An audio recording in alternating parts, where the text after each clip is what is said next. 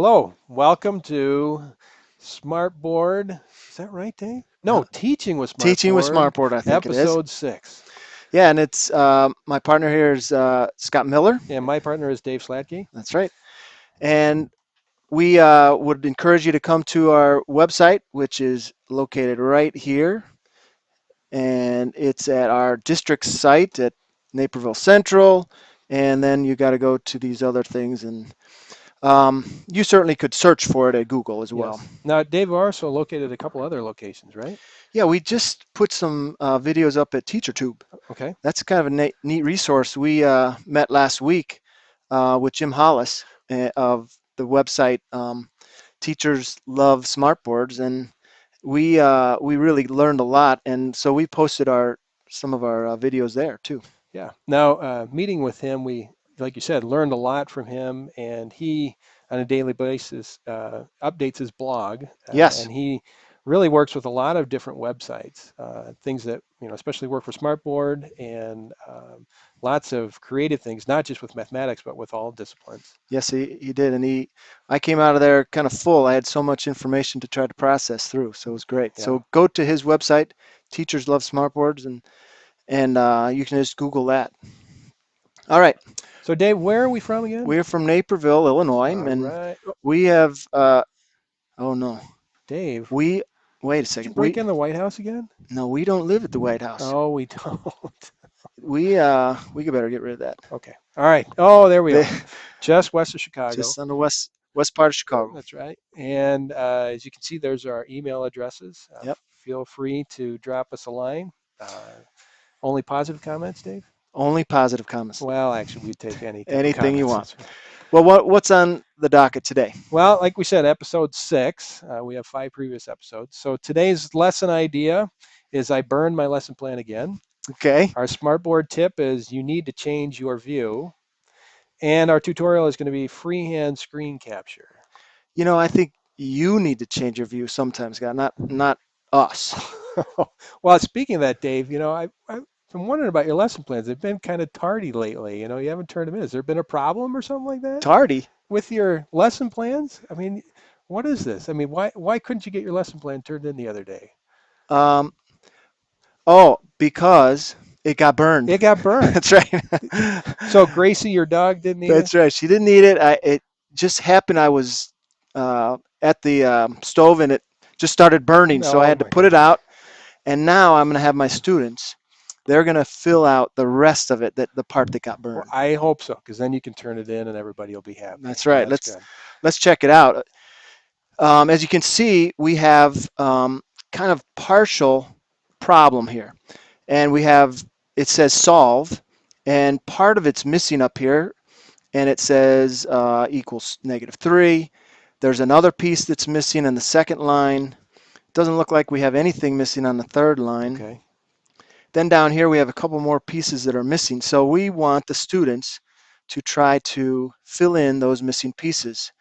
And again, we're trying to engage them in the learning process uh, with the not so typical question. And you can see there's quite a bit of math here. I'm just going to quickly go to the answer and just show you, just to be sure you understand what's happening.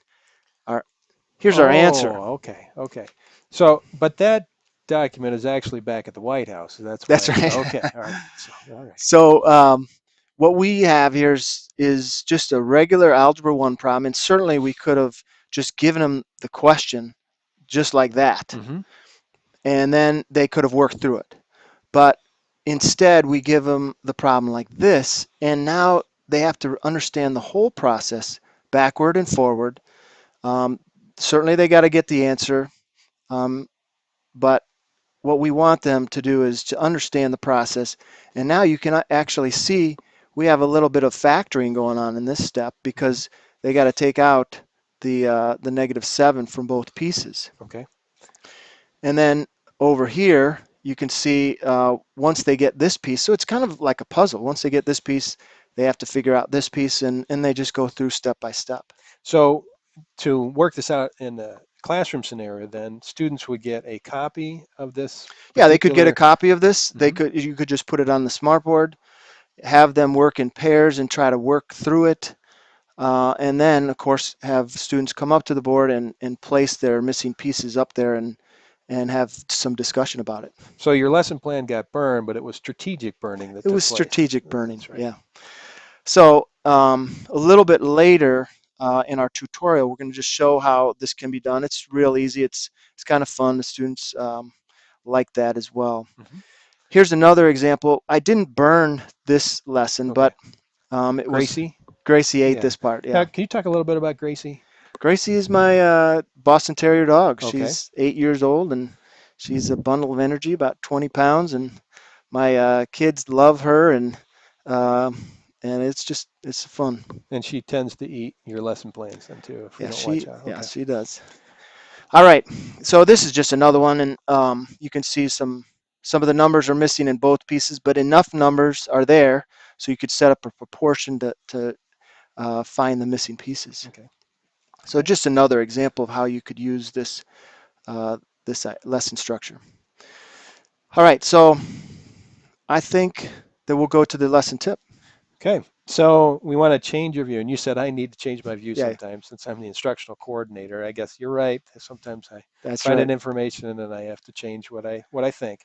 But the big thing is that what we're looking at the view right now is just the screen that we see fits up the width of our actual computer screen. That's right. And we want to change it then to something where you may have a worksheet where it's difficult to see what Right. the items are like.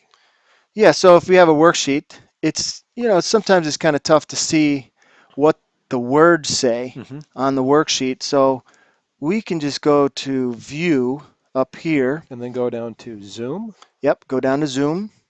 and then change it to something like 125%. Yeah, I like 125% for worksheets. Okay.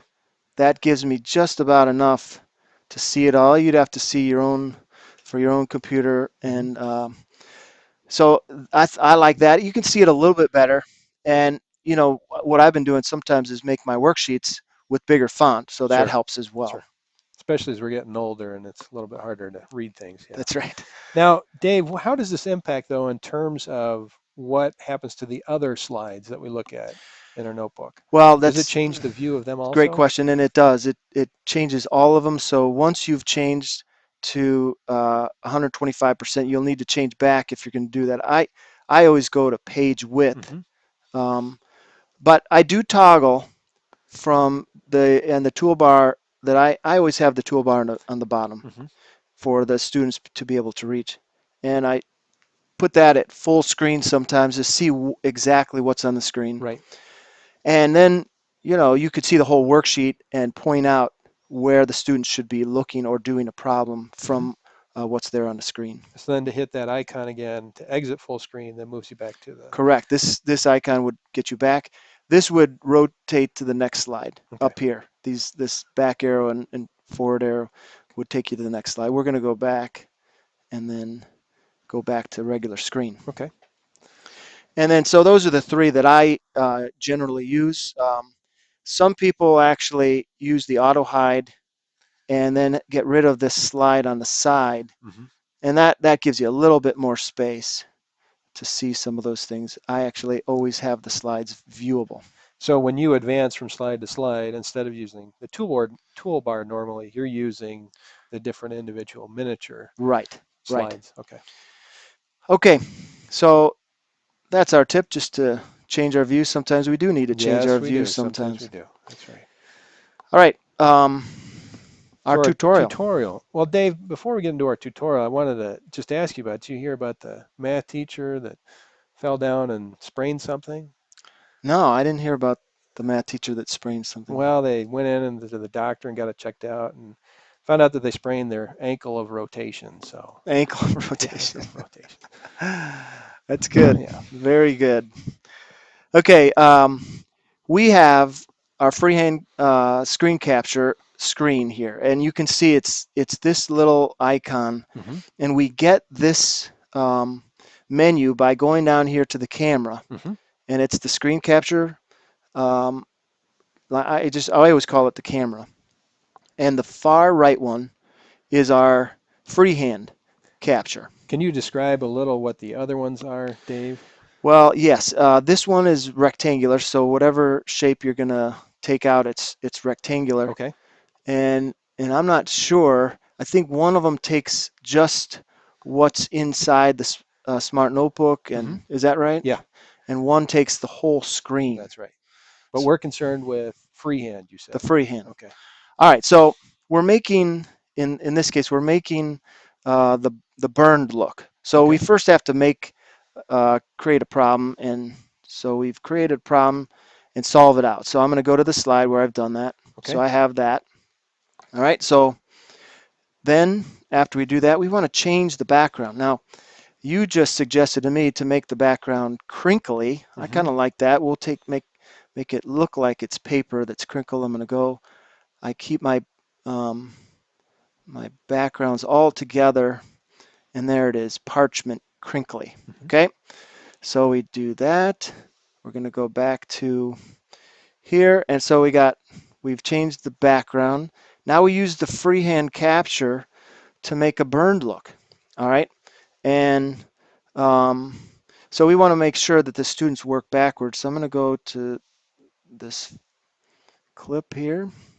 All right, I'm going to click on this. You can see that I'm going to click on this, and now I'm just going to start. You can see how I'm going around. Anything that I'm going to make a little jagged look. I kind of like that look. Hmm. I'm going to say product of 3, and that we'll keep the there. So you're in essence removing some of the items that you Yes, want students to be able to figure out. right.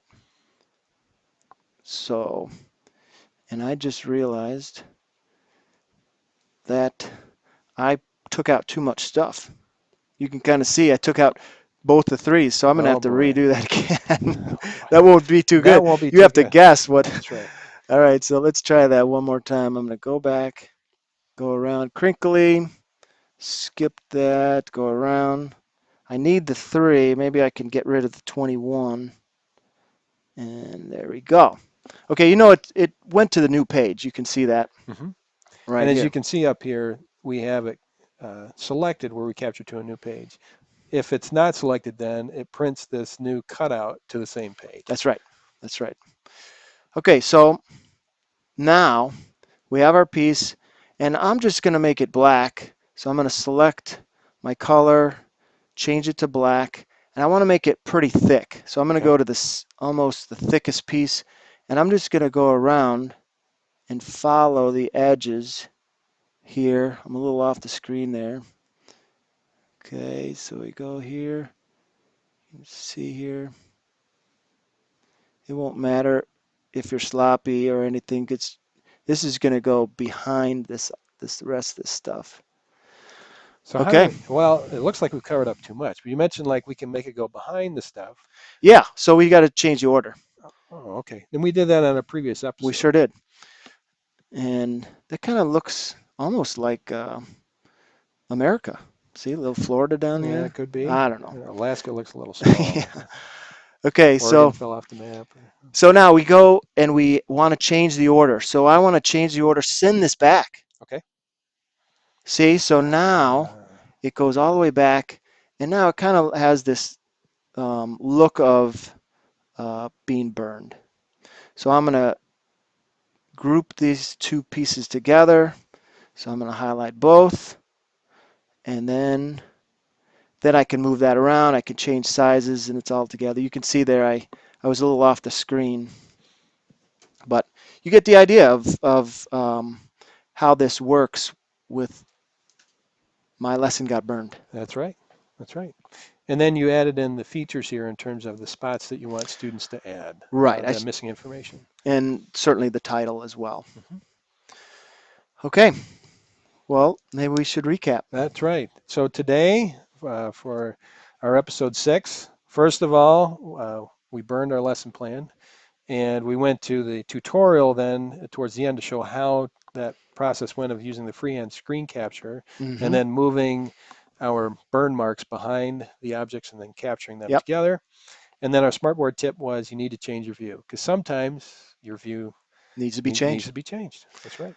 Well, thank you for joining us this week. We'll be back next week with some more lesson ideas. And again, you can go to either of these websites, and certainly love to hear from you through some emails. Yes, we would. And we hope you have a great week. Yep.